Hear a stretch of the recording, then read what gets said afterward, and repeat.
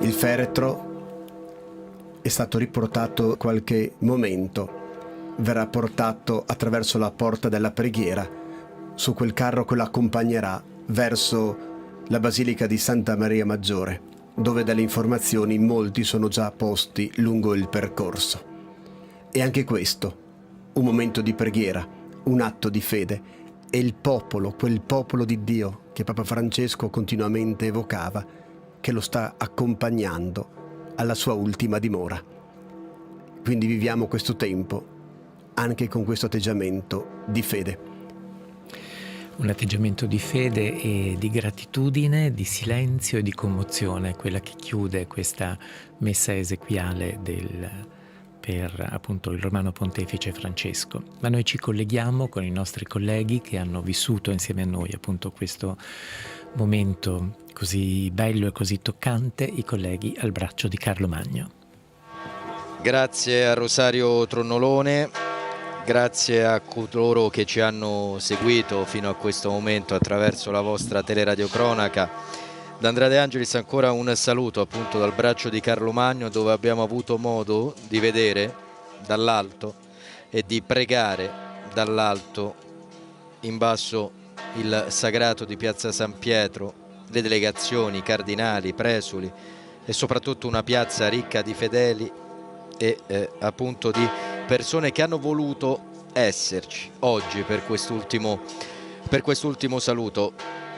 Si parla di 200.000 presenti, in questo momento davanti ai nostri occhi vediamo le delegazioni lasciare i posti loro riservati alla destra appunto della basilica. Alla sinistra si trovavano i cardinali che, come dicevate, hanno già fatto ingresso in basilica. Abbiamo assistito a momenti di dolore, lacrime, preghiera, però abbiamo anche avuto modo da qui, parlando con i colleghi giornalisti e con lo sguardo, di cogliere tutto quel sorriso tenero, direbbe Papa Francesco, dolce, compiaciuto di chi è grato al Signore per il dono immenso di un pontificato lungo poco più di 12 anni, il pontificato appunto di Papa Bergoglio. Con me padre Carlo Abbate, ben ritrovato Carlo. Grazie Andrea. Vorrei, prima di restituire la linea a Palazzo Pio e poi proseguire con i tanti studi da cui stiamo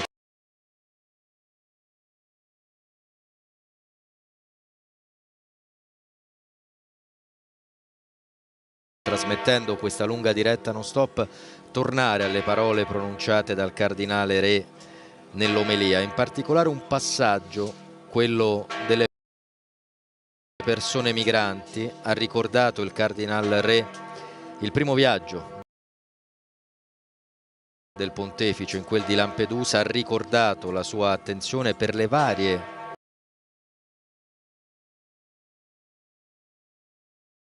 rotte migratorie, ad esempio ha citato Lesbo e poi ha citato anche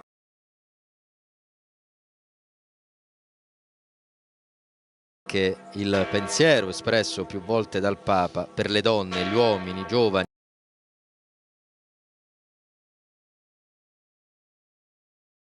gli anziani, i bambini, nella zona che noi definiamo al confine tra Stati Uniti e Messico. Sono state parole chiave dove ancora una volta al centro c'è la persona umana. Il Cardinale ha toccato tutti gli aspetti che Papa Francesco ha preso in carico, ha curato, si è interessato, ha amato, no? Nel suo pontificato. Ha cominciato per primo proprio da quello che è successo dal confine tra gli Stati Uniti e il Messico, quindi chi era presente sicuramente ha ascoltato questo messaggio ed è stata una proposta, non è stata una provocazione.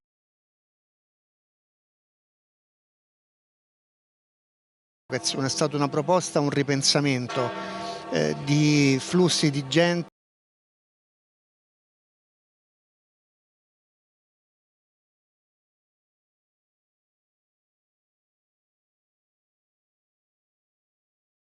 migratori che non andrebbero in altri posti se non si troverebbero in grossa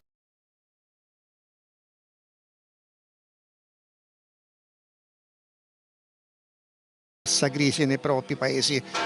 Quindi l'esilio è una necessità.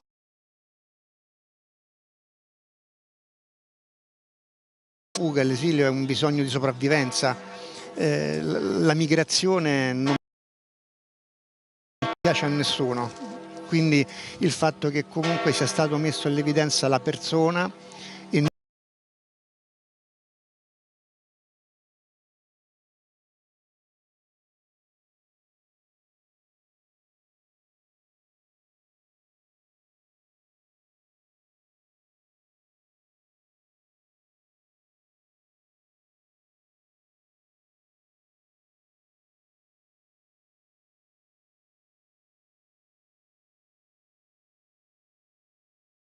faithful had already been flooding the streets. All'ingiustizia, alla povertà, all'ambiente, per cui credo che sia stata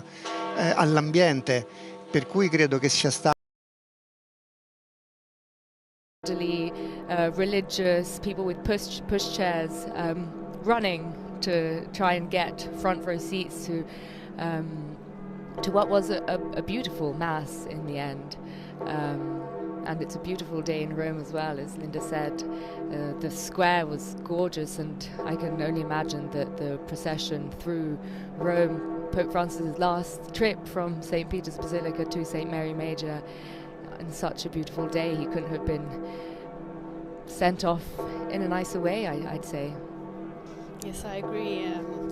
The itinerary chosen is the straightest itinerary between St. Peter's Basilica and St. Mary Major, but it crosses some of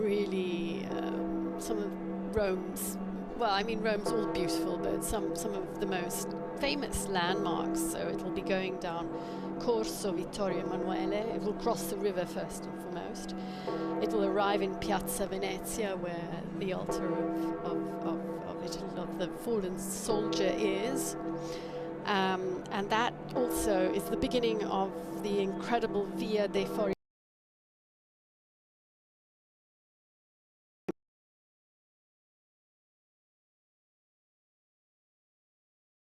Imperiali, where the Roman Forum is. So he will be carried in procession, we call it a funeral procession, through the tombs and through the city of ancient Rome, with the statues of Julius Caesar and the temples, and before the Colosseum. He's going to pass in front of the Colosseum, and then he's going to turn onto Via Labicana and walk up Via Merulana. It's quite a steep uphill, with St. John Lateran behind him, finally to arrive at St. Mary Major, which hosts, as we all know, the famous icon Salus Populi Romani, the patron saint of Romans, and the Virgin who Pope Francis himself was so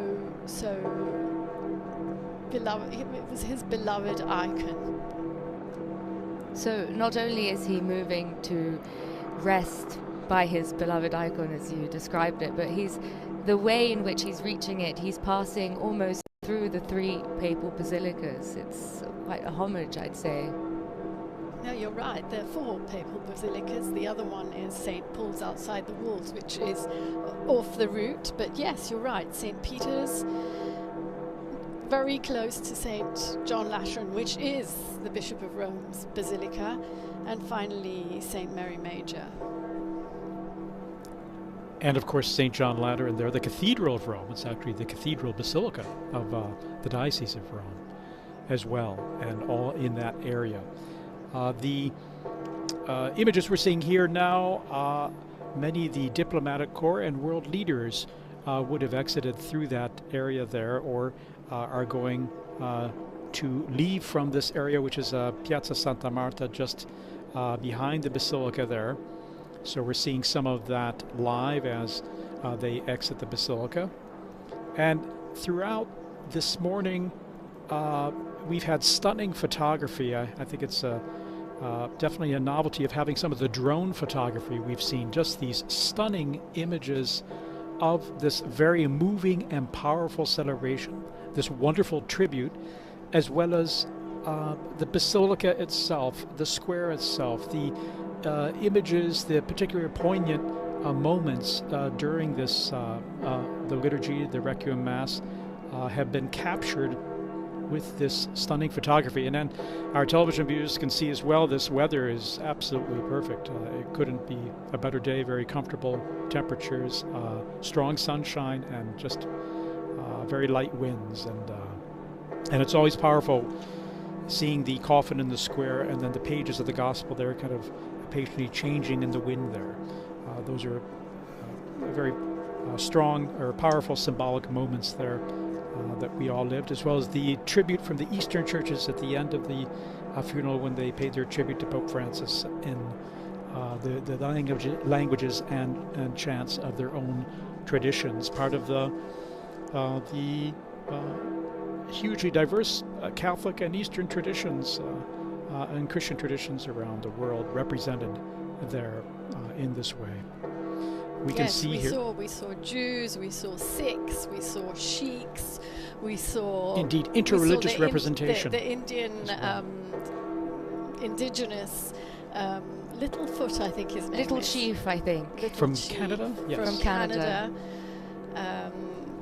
We saw many heads of state. We saw, of course, the College of Cardinals almost complete, although I think there are some cardinals who still have to arrive in Rome for this coming week, which will see them gathering in general congregations during this time of sede vacante.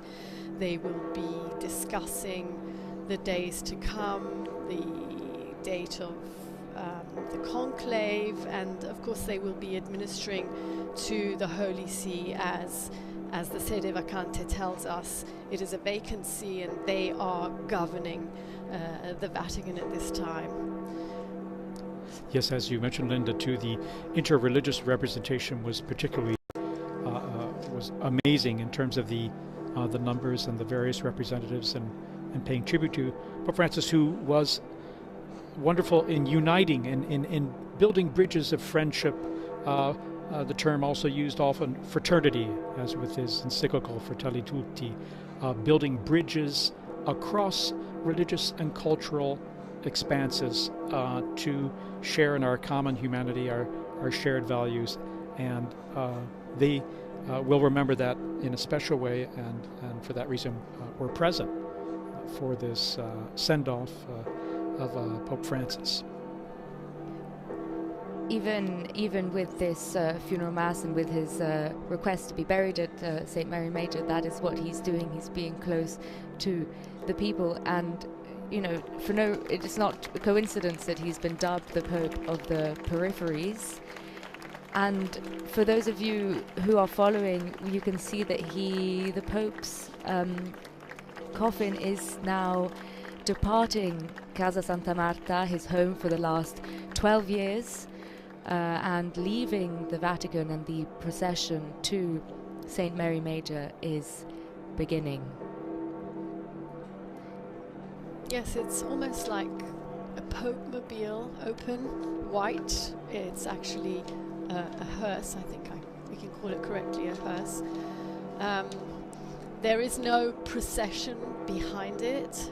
We've been told that the indications are that it will drive at about 10 kilometers per hour, so it should take about half an hour to reach St. Mary Major. Perhaps for security reasons, people have been asked not to walk behind it, but they will definitely be lining the streets. And we've seen some of the images of the entirety of the route that you described earlier. Thousands and thousands of people have taken to the streets to say goodbye for the last time, and of course everyone will be able to visit St. Mary Major and visit Pope Francis's tomb, but this really is, the day that we are dedicating to him to say goodbye. And Rome, and not only Rome, the faithful have really come out for that. very symbolically also we know that a group of mostly poor people who are assisted by charities will be at St. Mary Major to welcome him to his final resting place. The Pope of the Peripheries, the Pope of the people, is very aptly receiving his last embrace from those whom he loved the most, the smallest, the weakest, the last in society. We see the whole entourage there from high above. Now they've just exited Vatican City. They're on the avenue here that leads to a tunnel that then crosses over the Tiber River and will take them into the historic center. People lining the streets there, and we've had plenty of reports of people lining the streets across the city since this morning. So while many were crowded into St. Peter's Square, which had at least around 50,000 until they had to kind of close it off due to the numbers, and then so many hundreds of, not 150,000 others in the avenues surrounding the area. We have many people as well, in addition, lining the streets or the sidewalks to pay their final respects to Pope Francis and the entourage here, moving at a pace that gives people time to take in the moment as it happens. And these aerial images that were being shown are they're really quite impressive. They're beautiful. You can see the car carrying the Pope, and then above what I believe to be the Vatican Gardens, the Pope's Gardens, this beautiful green area, which I'm sure he must have wandered through so often. And it's beautiful to have them both together as he makes his way to St. Mary Major. There really are a lot of people out there. You can hear the applause as he makes his way down. You were saying, Franciska, the Vatican Gardens, which he probably walked. I thought it very beautiful that in the Rogito, the last act, which they placed in his coffin, there was a summary of his life and of who he was and of his pontificate. And in particular, he was described as a simple and popular pastor in his archdiocese in Argentina, who travelled far and wide by metro and by bus, living in a flat, preparing his own food because he felt like a normal person. And I think he made everyone he met feel like he was a normal person, and that they were meeting a normal person. And the Pope of the Peripheries, that's really what he was. And especially talking about his traveling, and he really traveled the world. His penultimate trip, which Linda, you were on, and he really went to the other side, the forgotten side of the world. Absolutely. I must say I've had the privilege to be on 2 faraway trips.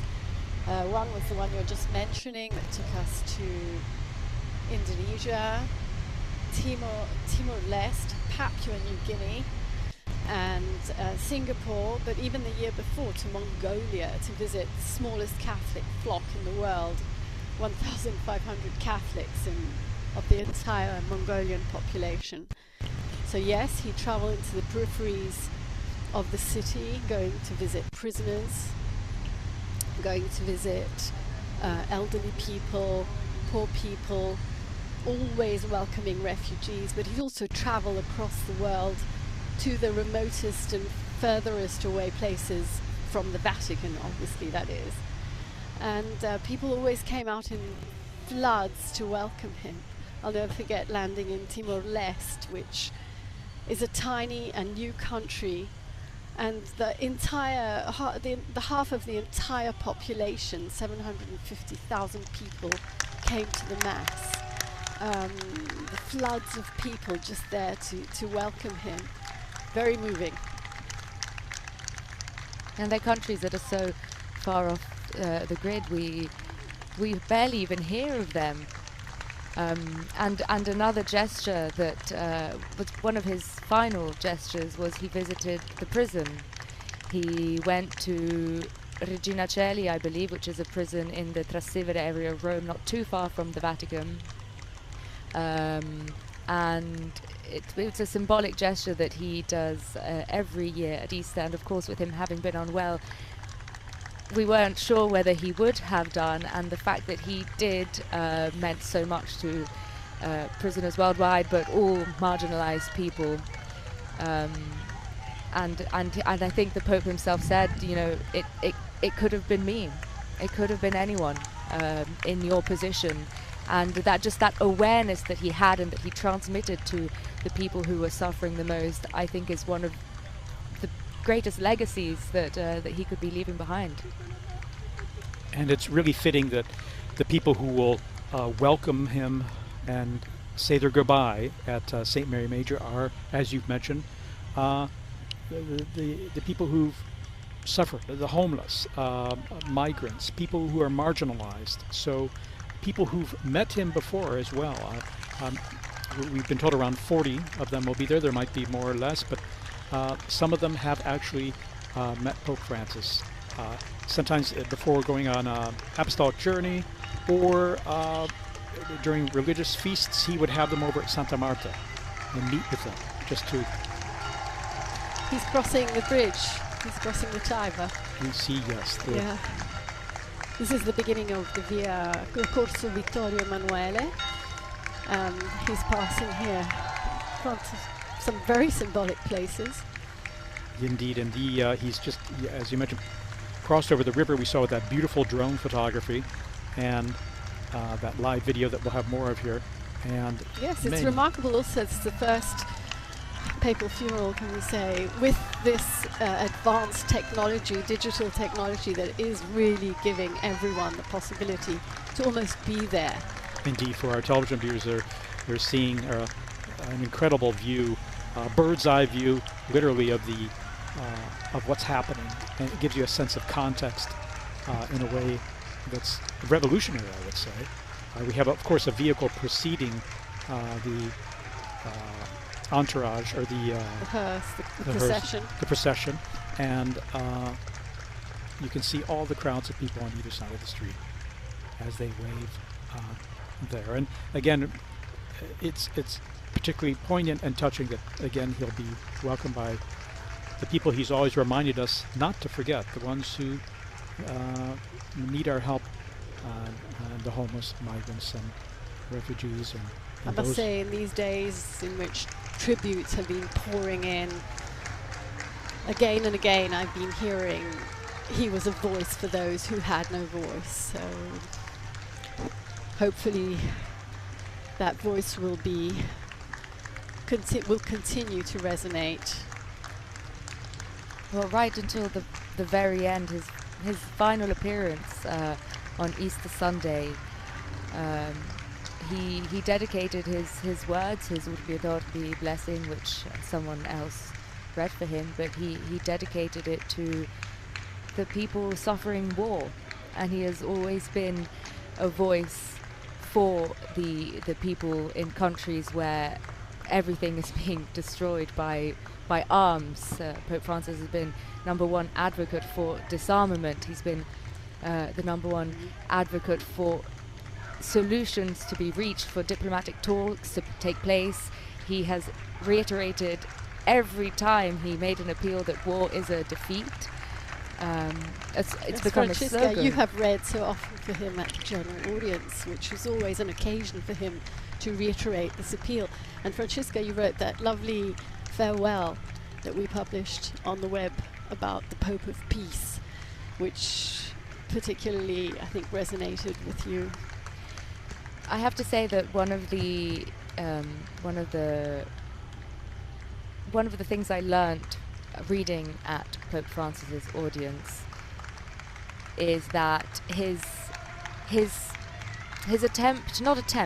style of being closer to the people resonated in every aspect of his pontificate. So it was very clear when he said the words, and then in other smaller actions it was clear to the people involved. And this is the case for the general audiences, because you may remember up until a few years ago, the readers at the general audiences were all Monsignori, religious consecrated men who work within the Vatican walls. And Pope Francis changed that. And the readers became people like me. I'm a woman, I'm not a religious, not a consecrated woman.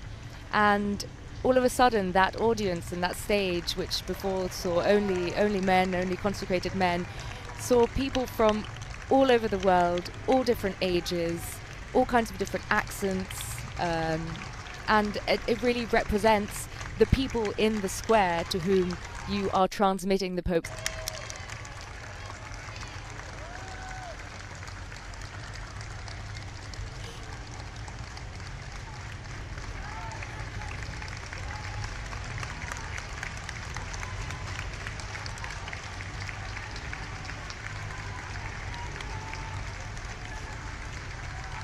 To be asked.